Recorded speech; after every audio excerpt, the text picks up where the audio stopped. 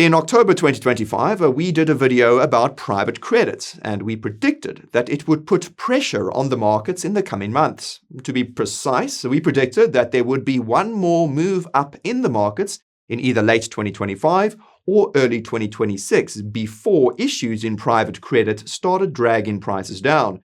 Well, the S&P 500 and the Nasdaq topped in late January 2026 and look like they're about to roll over. Now, we weren't the only ones that were sounding the alarm. JP Morgan CEO Jamie Dimon also warned that more, quote, cockroaches would emerge from the private credit sector. However, it also seems like we weren't the only ones that were warning that private credit could cause the next financial crisis. Now, ex-Goldman Sachs CEO Lloyd Blankfein and others are warning of the same thing. This is all starting to look like 2008. But how do we get here? Now, to quickly recap, private credit is any kind of lending that doesn't involve a bank. For example, if I lend money to you, that's technically private credit. But obviously, the kind of private credit we're talking about here is much more complex and opaque. Institutional investors borrowing from banks, lending that money to businesses, and selling the loans to other investors. As some of you will know, private credit started growing exponentially after the 2008 financial crisis, when regulations like the Dodd-Frank Act restricted banks from lending to higher-risk borrowers, like small and medium-sized businesses.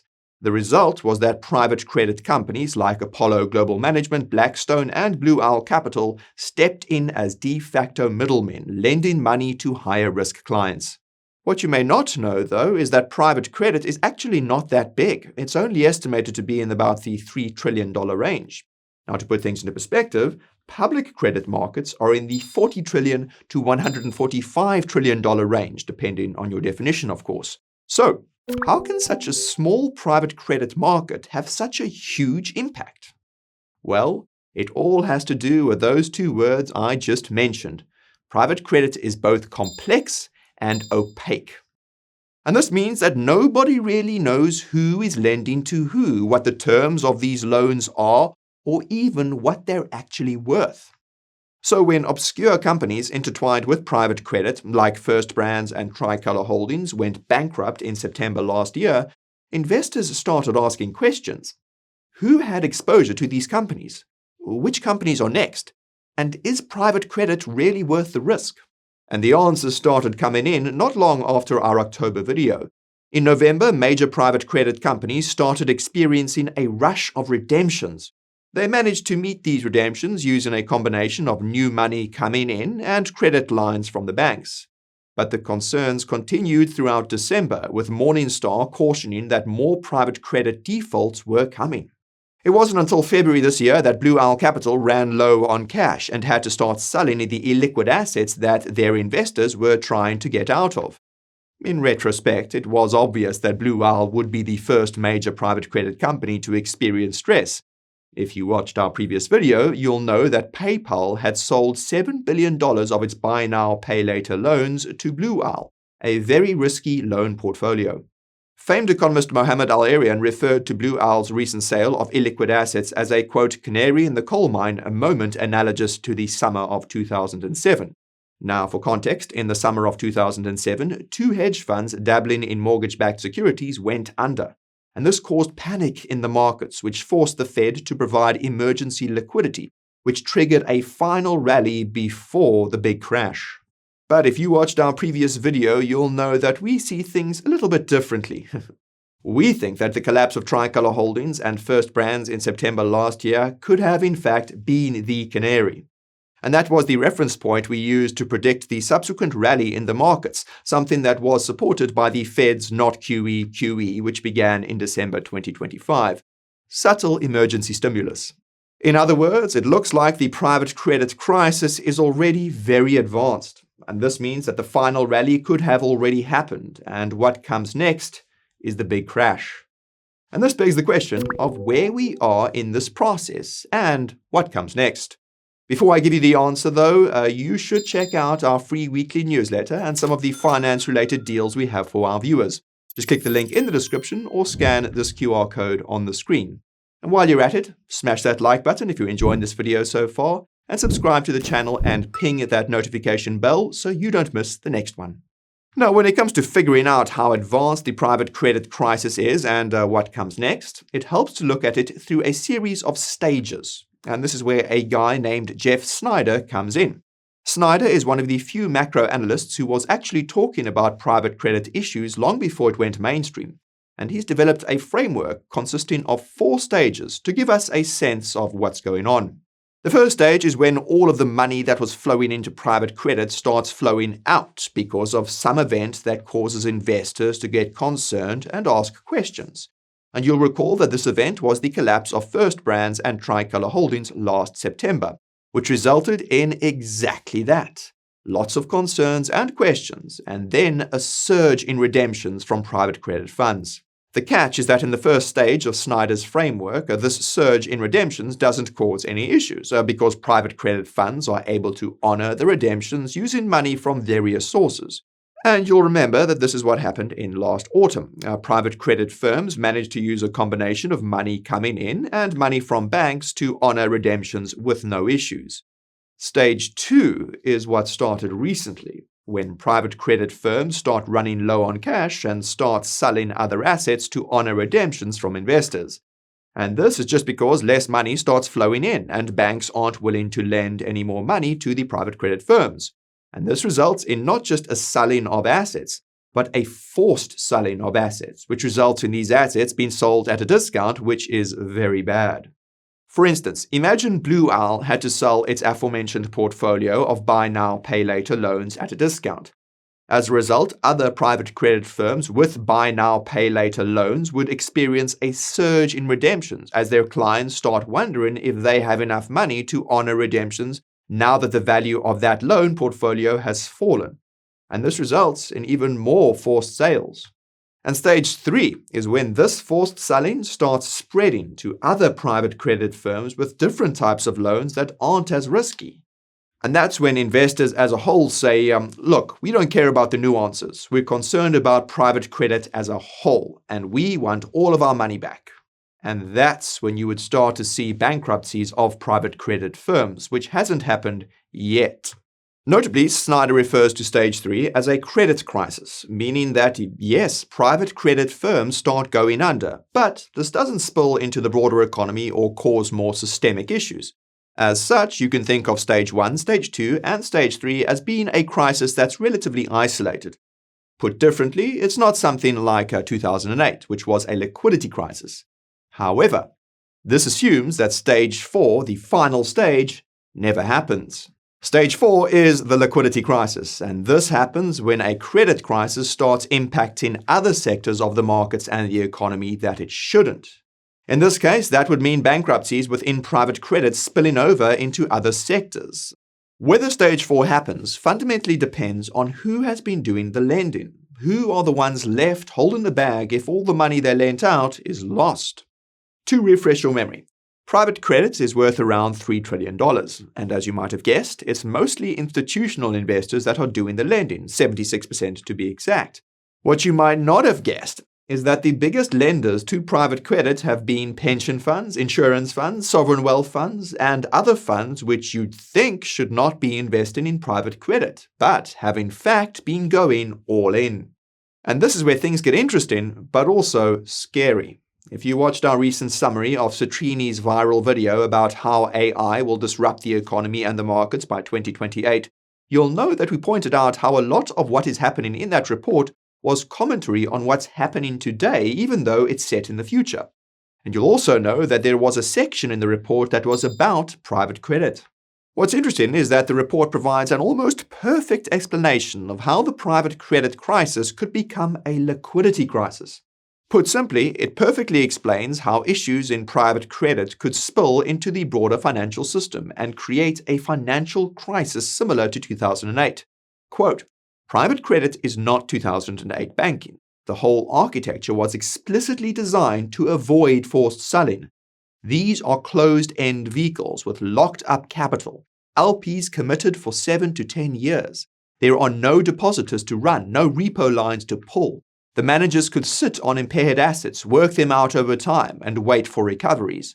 Painful, but manageable. The system was such that it was supposed to bend, not break."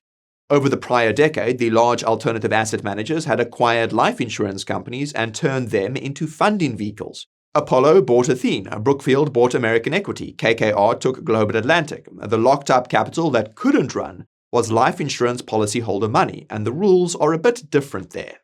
Compared to the banking system, insurance regulators had been docile, even complacent, but this was the wake-up call. Already uneasy about private credit concentrations at life insurers, they began downgrading the risk-based capital treatment of these assets. And that forced the insurers to either raise capital or sell assets, neither of which was possible at attractive terms in a market already seizing up. Close quote. Again, this is all a hypothetical scenario intended to explain how private credit could collapse and spill into the broader financial system as a result of AI. But it's easy to see how this domino effect could happen today. In case it wasn't clear enough, private credit has become heavily intertwined with the insurance industry, which is worth over $40 trillion, and the reasons for this are quite fascinating. Besides the fact that many insurance companies have been investing their money in private credit firms have also been acquiring insurance companies, as noted in the Citrini report. As a fun little fact, this is because of the strategy used by Berkshire Hathaway, which has been acquiring insurance companies since the 1960s, and has basically used insurance premiums to help finance its investments. And the way it works is truly fascinating. You see, insurance premiums are typically paid every month, but insurance payouts can take months or even years. And this makes it possible to, say, take the money being paid into an insurance company and then lend it out to earn a yield until it needs to be paid out to someone who made an insurance claim. And this is precisely what private credit companies have been doing. The caveat is that private credit companies have been using the insurance premiums to lend in private credit markets, which are not only complex and opaque, but also illiquid. And this means there's two ways that issues in private credit could cause a financial crisis. There's some catastrophe that results in lots of insurance claims, or the value of the private credit loans made by these insurance companies collapses. And as we've just learned, the latter scenario seems to be starting. Private credit companies are experiencing a rush of redemption, and this is starting to result in the forced sale of private credit assets, and this is causing the prices of those private credit assets to fall. If insurance companies have exposure to these private credit assets, they will lose money, and if they lose too much, insurance companies could start collapsing. And this is where the scary part comes in. If you look at the chart of insurance companies with lots of investments in private credit, like Corebridge Financial, you'll notice that they've all been collapsing. And this isn't surprising, since most stocks affiliated with private credit have been collapsing lately, such as software stocks. What is surprising is that other insurance company stocks are starting to look weak. If you look at the State Street Insurance ETF, which is a ticker KIE, you'll notice that it's been in a massive top-in process since late 2024, and it looks like it's about to roll over. And this is evidence that the issues start spreading to insurance companies more broadly, not just insurance companies that have exposure to private credit. And there's another ticker that's flashing a warning signal as well. Yes, Berkshire Hathaway, which is not an insurance company but owns multiple insurance companies and uses insurance premiums as one of the main engines of its investment machine. As you can see, BRK.B is painting a massive head and shoulders pattern that extends way back to mid-2024. And this could be a sign that issues in insurance could start spreading to other bigger sectors, a sign that a stage 4 liquidity crisis is coming. But before you panic, it's important to remember where we are in this process. By Snyder's estimation, private credit has been in stage 1 for about 6 months, meaning that it's been 6 months since investors started asking questions and withdrawing some of their capital. Stage 2 only began in February this year, when Blue Owl became the first, but not the last, firm to become a forced seller of assets. As Snyder has underscored in his interviews and presentations, there's no guarantee that Stage 2 will turn into Stage 3, or that Stage 3 will turn into Stage 4. More importantly, he's been highlighting the fact that the progression from Stage 1 to Stage 4 isn't clear-cut and can take a lot of time to happen. It's also possible that Stage 4 never happens at all, and all these issues stay contained in the private credit markets. However, the likelihood that we reach Stage 4 appears high given the circumstances. private credit investors are already rushing to withdraw from these credit funds out of caution. Continued escalation in the Middle East and continued uncertainty around things like tariffs is only making investors more eager to sell.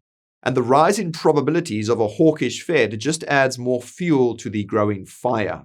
With all that said, though, there is one thing that could save the day, and that's that central planners appear to be aware of what's going on. After all, the Fed did provide not QE in December last year, and even specified that it was to, quote, manage market liquidity. Private credit issues have also been all over the media since last autumn, and we are starting to make the front pages more often. And this means that we're likely to see more efforts made to support the private credit markets in the coming months, to prevent this emerging credit crisis from becoming a full-blown liquidity crisis. There are just two problems. The first is how to ensure this liquidity finds its way into the sectors of private credit that need it the most. And the second is how to introduce this liquidity without raising any eyebrows. Unfortunately, there is no solution to the first problem, and that's just because private credit is too complex and opaque. All that central banks and governments can do is flood the markets with liquidity and hope that this liquidity makes it to the sectors that need it. And by the way, this is an almost identical situation to what central planners faced in the summer of 2007. There were issues in mortgage-backed security markets, but the Fed didn't know exactly which sectors of the market needed liquidity. So they just flooded it all with liquidity, hoping it would be enough. And this is ultimately what caused another leg higher in the markets in late 2007. By early 2008, it was clear that the initial stimulus wasn't enough, and the credit crisis turned into a liquidity crisis. But as we learned, that initial stimulus also caused panic, because by going out of its way to provide lots of stimulus, the Fed confirmed that, yes, there are problems in the piping of the financial system. And this brings us to the second problem. How can the Fed, the Treasury, and other central banks and governments provide ample stimulus to fix private credit without causing panic? And some would say that the only way is to have another crisis occur that justifies stimulus, like, a sudden war that escalates more than investors were expecting, perhaps. And on a completely unrelated note, you should check out our recent video about how the war with Iran could cause the global economy to crash. The link will be right over here in the top right. Thank you very much for watching, and I'll see you guys again soon. This is Nick, signing off.